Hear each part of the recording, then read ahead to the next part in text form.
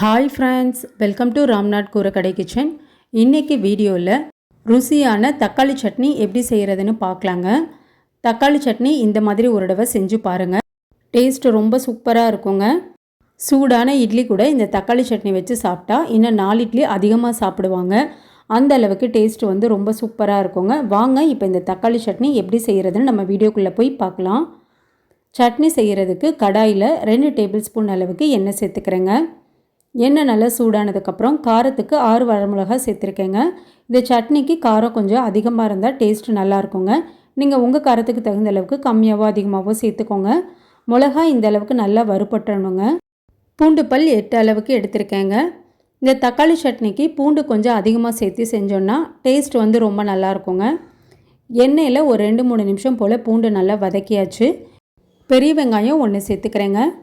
வெங்காயம் நமக்கு நல்லா கலர் மாறிடணுங்க. அந்த அளவுக்கு நல்லா வதக்கிக்கலாம். இப்போ ஒரு 4-5 நிமிஷம் கிட்ட வெங்காயம் நல்லா வதக்கிட்டேங்க. இந்த அளவுக்கு வெங்காயத்தோட கலர் மாறினதுக்கப்புறம் மீடியம் சைஸ் தக்காளி 3 எடுத்திருக்கேங்க. இப்போ தக்காளியை சேர்த்துட்டு தக்காளி நல்லா மசியறதுக்கு கொஞ்சமாக நம்ம உப்பு சேர்த்துக்கலாங்க. இப்போ பாருங்கள், ஒரு 3 நிமிஷம் கிட்ட தக்காளி நல்லா வதக்கியாச்சு. இந்த அளவுக்கு தக்காளி நல்லா மசிஞ்சதுக்கப்புறம் ஃப்ரெஷ்ஷான கறிவேப்பிலை கொஞ்சம் சேர்த்துக்கலாங்க. இது கூடவே 3/4 டேபிள் ஸ்பூன் அளவுக்கு காஷ்மீரி மிளகாத்தூள் எடுத்திருக்கேங்க. இது ஆப்ஷனல் தான், வேணும்னா நீங்கள் சேர்த்துக்கலாம். நம்ம தக்காளி நல்லா வதக்கிட்டு இறக்குறதுக்கு முன்னாடி இந்த மிளகாத்தூள் சேர்த்துட்டு செய்யும்போது இந்த சட்னி வந்து டேஸ்ட்டு ரொம்ப நல்லா இருக்குங்க. ஒரு 2-3 நிமிஷம் நல்லா வதக்கிக்கணுங்க. மிளகாத்தூளோட பச்சை வாசனைலாம் போயிடணும். இப்போ பாருங்கள், நல்லா வதக்கியாச்சு. பச்சை வாசனைலாம் போயிடுச்சு. இப்போ நல்லா ஆறுனதுக்கப்புறம் நம்ம மிக்ஸி ஜாரில் சேர்த்து அரைச்சிக்கலாம். வெங்காயம் தக்காளியெல்லாம் நல்லா ஆறியாச்சுங்க. மிக்ஸி ஜாரில் சேர்த்துட்டேன். சட்னிக்கு தேவையான அளவு உப்பு சேர்த்துட்டு தண்ணி சேர்க்காமல் நல்லா திக்காக அரைச்சி எடுத்துக்கலாங்க.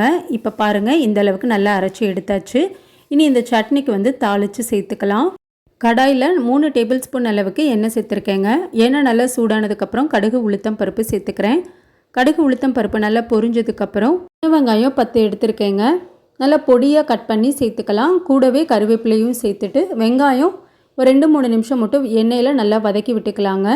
இப்போது இந்த அளவுக்கு வெங்காயம் நல்லா வதங்கினதுக்கப்புறம் நம்ம அரைச்சி வச்சுருக்க சட்னியும் சேர்த்துட்டு தண்ணி அதிகமாக சேர்த்துற வேணாங்க. ஜாரில் ஒரு 1/4 டம்ளர் அளவுக்கு மட்டும் தண்ணி அலசி சட்னியில் சேர்த்திக்கலாங்க. அடுப்பை மீடியம் ஃப்ளேமில் வச்சுக்கோங்க. ரொம்ப நேரம் வந்து வதக்க வேணாங்க. ஒரு 2-3 நிமிஷம் மட்டும் சட்னியை நல்லா இந்த மாதிரி வதக்கி விட்டுக்கோங்க. அவ்வளோதான். இப்போ அடுப்பை ஆஃப் பண்ணிடலாங்க. இந்த சட்னியை வந்து சர்வ் பண்ணிடலாம். ரொம்ப டேஸ்டியான தக்காளி சட்னி 5 நிமிஷத்தில் ரொம்ப குயிக்காக ரெடி பண்ணியாச்சுங்க. நீங்களும் இந்த சட்னி ரெசிப்பியை உங்கள் வீட்டில் செஞ்சு பாருங்கள். செஞ்சு பார்த்துட்டு எப்படி இருந்ததுன்னு உங்கள் கமெண்ட்ஸை எனக்கு சொல்லுங்கள். நீங்கள் இப்போ தான் நம்ம சேனலை ஃபர்ஸ்ட் டைம் பார்க்குறீங்கன்னா ராம்நாத் கூரக்கடை கிச்சனை சப்ஸ்கிரைப் பண்ணிக்கோங்க.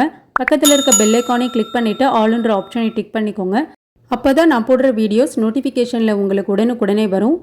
இந்த வீடியோ உங்களுக்கு பிடிச்சிருந்ததுன்னா லைக் பண்ணுங்கள். உங்கள் ஃப்ரெண்ட்ஸ் அண்ட் ரிலேட்டிவ் ஃபேமிலிக்கும் ஷேர் பண்ணுங்கள்.